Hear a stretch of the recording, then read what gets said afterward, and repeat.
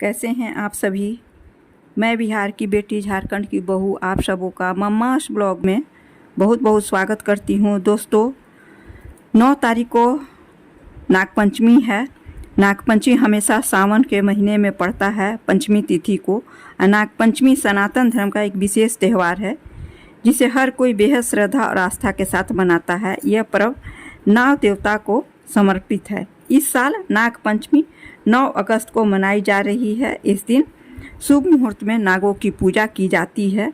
तो दोस्तों, इसके बारे में एक पौराणिक व्रत कथा है जो मैं आप लोगों के साथ शेयर कर रही हूँ।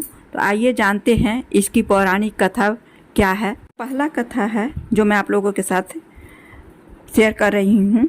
नागपंचमी की पौराणिक कथा के अनुसार पांडवों के अर्जुन के पुत्र और राजा परीक्षित के पुत्र जन्मेजय ने नागों से बदला लेने और उनके वंश के विनाश के लिए एक यज्ञ का किया था। वह नागों से अपने पिता राजा परीक्षित की मृत्यु तक्षक नामक सांप के काटने की वजह से होने का बदला लेना चाहता था। उनके इस यज्ञ को ऋषि जरकारु के पुत्र आस्तिक मुनि ने रोका था और नागों की रक्षा की थी। यह तिथि सावन की पंचमी को मानी जाती है। सांपों को शीतलता और नागों को शीतलता देने के लिए उन्होंने उनके शरीर पर दूध की धार डाली थी। इसलिए इस दिन तब नागों ने आस्तिक मुनि से कहा कि पंचमी को जो भी उनकी पूजा करेगा उसे कभी नाग दंश का भय नहीं रहेगा।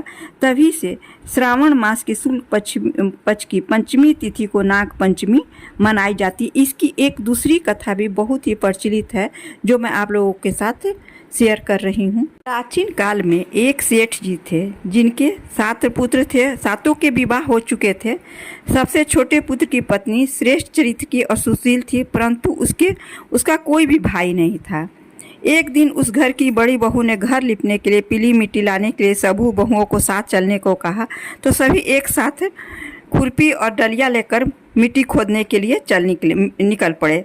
जब बहुएं मिट्टी खोद रही थी तभी वहाँ एक सर्प निकला जिससे बड़ी बहू खुरपी से मारने लगी। यह देखकर छोटी बहू ने उसे रोका और कहा, इसे मत मारो, यह बेचारा निरपराध है। यह सुनकर बड़ी बहू ने उसे नहीं मारा। तब वो सांप एक ओर जा बैठा। तब छोटी बहू ने उससे कहा, मैं अभी लौट कर आती हूँ, तुम यहाँ से मत जाना। इतना कहकर वह सबके साथ मिट्टी लेकर चली गई और काम काज में फंसकर सर्प से जो वादा किया था वो उसे भूल गई। उसे दूसरे दिन वह बात याद आई तो वह सबको साथ लेकर वहां पहुंची। सर्प अभी भी उसी स्थान पर बैठा था जहां पर उसने छोटी बहू ने उसे बैठाकर गया था। छोटी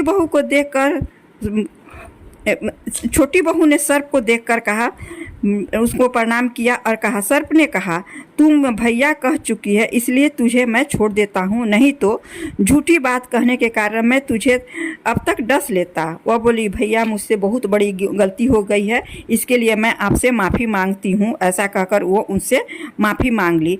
तब सर्प ने बोला, अच्छा तू आज से मेरी बहन है और मैं तेरा भाई, तुझे मुझसे जो मांगना है मांग लो। वह बोली, मेरा कोई भाई नहीं है। अच्छा हुआ तू मेरे भाई बन गए। कुछ दिन व्यतीत होने पर वह सांप मनुष्य का रूप रखकर उसके घर आया और बोला कि बहन को मेरे घर, उसके ससुर से बोला कि बहन को मेरे घर भेज दो। सबने कहा, इसका तो कोई भाई नहीं है, फिर तुम कौन हो? तो वह बोला, मैं दूर के रिश्ते का इसका भाई हूँ, बचपन में ही बाहर चला गया था। उसके विश्वास दिलाने पर परिवार के लोगों ने छोटी बहू को उसके साथ भेज दिया।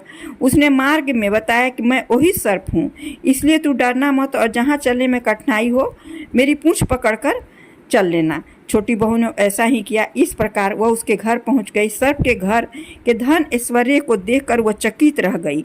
इस तरह से वह उसके घर में रहने लगी। एक दिन सर्प की माता ने उससे कहा, मैं एक काम से बाहर जा रही हूँ, तू अपने भाई को ठंडा दूध पिला देना। इसीलिए कहा जाता है कि सर्प को जब भी जिस दिन पूजा किया जाता है नागपंचमी के दिन, उस दिन ठंडा दूध से पूजा करना चाहिए, कच्चे दूध से पूजा करना चाहिए। ऐसा हमारे पौराणिक कथा में कहा गया है। उसे इस बात का ध्यान नहीं रहा। उसने सांप को गर्म दूध पिला दिया जिससे उसका मुख जल गया। यह देखकर सर्प की माता को गुस्सा आया, परंतु सर्प को समझाने पर वह चुप हो गई। तब सर्प ने कहा, बहन को अब उसके घर भेजना चाहिए। तब सर्प उसके पिता ने उसे बहुत सा सोना, चांदी, हीरे, जवाहरात, वस्त्र, आभूषण आदि देकर उसे घर भेज दिया। जैसे बेटी की विदाई होती है वैसे उसने उसका विदाई कर दिया। इतना ढेर सारा धन देखकर बड़ी बहू उससे जलने लगी और उससे कहने लगी, तेरा भाई तो बड़ा धनवान है, तुझे तो उससे और भी धन लाना चाहिए। सर्प ने जब यह वचन सुना तो उसने सब वस्तुएं सोने की लाकर दे दी। यह देखकर बड़ी बहू ने कहा, इन वस्तुओं को झाड़ने के लिए झाड़ू भी सोने की होनी चाहिए। तब सर्प ने सोने की झाड़ू भी लाकर दे दी। सर्प ने छोटी बहू को हीरा मणियों का एक अद्भुत हार दिया, जिसकी प्रशंसा उस राज्य की रानी ने भी सुनी और वो राजा से बोली कि सेठ की छोटी बहू का हार मुझे चाहिए। राजा ने मंत्री को हुक्म दिया कि उससे वह तुरंत ही हार लेकर आ जाओ। मंत्री ने सेठ जी से जाकर कहा कि महारानी जी छोटी बहू का हार पहनेंगी, वह हमें दे दो। सेठ जी ने डर के कारण छोटी बहू से हार लाकर उन्हें दे दिया। छोटी बहू को यह बात बहुत ही बुरी लगी। उसने अपने सांप भाई को याद किया और उससे प्रार्थना की, भैया रानी ने हार छीन लिया, तुम कुछ ऐसा करो कि जैसे ही रानी वो हार पहने वो सर्प का बन जाए। जब वो मुझे लौटा दे तब वो हार हीरो का और मणियों का हो जाए। सर्प ने ठीक ऐसा ही किया। जैसे ही रानी ने हार पहना वैसे ही वह सर्प में बदल गया। ये देखकर रानी चीख पड़ी और डर गई। यह देखकर राजा ने सेठ के पास खबर भेजी कि छोटी बहू को तुरंत भेजो। सेठ जी समय छोटी बहू को लेकर राजा के दरबार में उपस्थित हुए। राजा ने छोटी बहू से पूछा, तूने क्या जादू किया है, मैं तुझे दंड दूंगा। छोटी बहू बोली, राजन दृष्टा क्षमा कीजिए, हार ही ऐसा है कि मेरे गले में हीरो और मणियों का रहता है। अगर इसे कोई और पहनता है तो ये उसके गले में सांप बन जाता है। यह सुनकर राजा ने वह सर्प बना हार उसे देकर कहा, अभी पहन कर दिखाओ। छोटी बहू ने जैसे ही उसे पहना वैसे ही हीरो मणियों का हार हो गया। यह देखकर राजा ने प्रसन्न होकर उसे बहुत सी मुद्राएं पुरस्कार में दिया। छोटी वह अपने हार और इन सहित मुद्राओं के साथ वो घर लौट आई। उसके धन को देखकर बड़ी बहू ने ईर्ष्या के कारण उसके पति को सिखाया कि छोटी बहू के पास कहीं से धन आया है। यह सुनकर उसके पति ने अपनी पत्नी को बुलाया और कहा कि ठीक ठीक बता, यह धन कहाँ से आया है।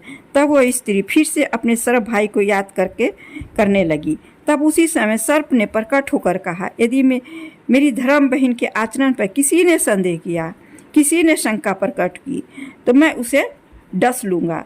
यह सुनकर छोटी बहू का पति बहुत प्रसन्न हुआ और उसने सर्प देवता का सत्कार किया। कहते हैं कि उसी दिन से नाग पंचमी का त्यौहार मनाया जाता है और स्त्रियाँ सांप को भाई मानकर उसकी पूजा करने लगी। नाग पंचमी के दिन बहुत ही विधि विधान से नाग देवता और शिव बाबा की पूजा की जाती है। उस दिन लावा, जो सफ़ेद लावा होता है वो और दूध मिलाकर सांप का आकृति बनाकर उसे चढ़ाया जाता है। उनकी आकृति बनाकर दरवाजे पर उनकी आकृति बनाई जाती है। नाग और नागिन दोनों की आकृतियाँ बनाई जाती है, उनके विधि विधान से पूजा होती है। और उस दिन आप शिव बाबा की भी पूजा अच्छे से कीजिए। ऐसा हमारे पौराणिक कथाओं में कहा गया है कि नागपंचमी के दिन भोले बाबा और नाग देवता की पूजा विधि विधान से करने से हमेशा सांप से निर्भय होकर लोग रह सकते हैं। ऐसा हमारे पौराणिक कथा में कहा गया, पौराणिक मान्यता है। दोस्तों, यदि आप लोगों को मेरा ब्लॉग अच्छा लगा हो, कथाएं अच्छी लगी हो, तो प्लीज़ लाइक, शेयर और सब्सक्राइब अवश्य कीजिएगा। और जितना हो सके ये कहानी को अपने रिश्तेदारों में, दोस्तों में, मित्रों में इसको शेयर अवश्य कीजिएगा। धन्यवाद। फिर मिलती हूँ एक पर्व त्यौहार के बारे में अच्छी सी कहानी, व्रत कथा लेकर। तब तक के लिए अपना ध्यान रखिए, अपनों का ध्यान रखिए। धन्यवाद।